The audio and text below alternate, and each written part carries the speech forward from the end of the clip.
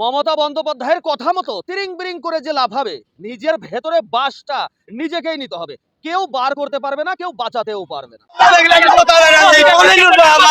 আমিনুল ইসলাম, মুনিরুল ইসলাম, এগুলো সব বড় এক করার লেগে আল্লাহ।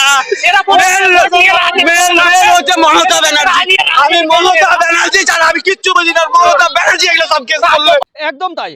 আমার কোনো কষ্ট হচ্ছে না, আমার অনুশোচনা বোধও হচ্ছে না, আমার খুব আনন্দ হচ্ছে। হরিগোবিন্দ দাস, চন্দন দাসের আত্মা শান্তি পেয়েছে। আমাদের আশা ছিল যে মহামান্য আদালত এই 13 জনের সর্বোচ্চ শাস্তি ফাঁসি দেবে, কিন্তু মহামান্য আদালত এই 13 জনকে যাবজ্জীবন কারাদণ্ড দিয়েছে। মহামান্য আদালতের এই রায়ে আমরা সন্তুষ্ট এবং আমরা খুবই খুশি। মহামান্য আদালতের প্রতি আমাদের সম্মান রয়েছে, আমরা শ্রদ্ধা করি আইন ব্যবস্থাকে।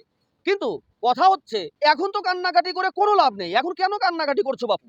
মাননীয় মুখ্যমন্ত্রী মমতা বন্দ্যোপাধ্যায় বিধানসভাতে দাঁড়িয়ে কি বললো আর না বললো, সেই কথা শোনার পরে তোমরা তিরিং বিরিং করে ছাগলের 3 নম্বর বাচ্চার মতো লাভিয়ে মালদা মুর্শিদাবাদে আগুন জ্বালিয়ে দিলে, ঘর বাড়ি ভাঙচুর করলে, যা ইচ্ছে তাই করলে, তোমাদের মনে যা হলো তোমরা তাই করলে। হরগোবিন্দ দাস, চন্দন দাস বাপ আর ছেলেকে বাড়ি থেকে বের করে নিয়ে এসে নির্মমভাবে হত্যা করলে। তখন মনে ছিল না সোনা যে মমতা বন্দ্যোপাধ্যায় তোমাদেরকে বলির পাঠা বানিয়েছে? তোমাদেরকে বলির পাঠা বানিয়ে আজ তো মমতা বন্দ্যোপাধ্যায় নবান্নের 14 তলাতে বসে, এসি রুমে বসে, হিটারের রুমে বসে আছে ঠান্ডার সময়। তোমাদেরকে সারা জীবনের জন্য জেলখানায় 14 শিকের ভেতরে ঢুকিয়ে দিল।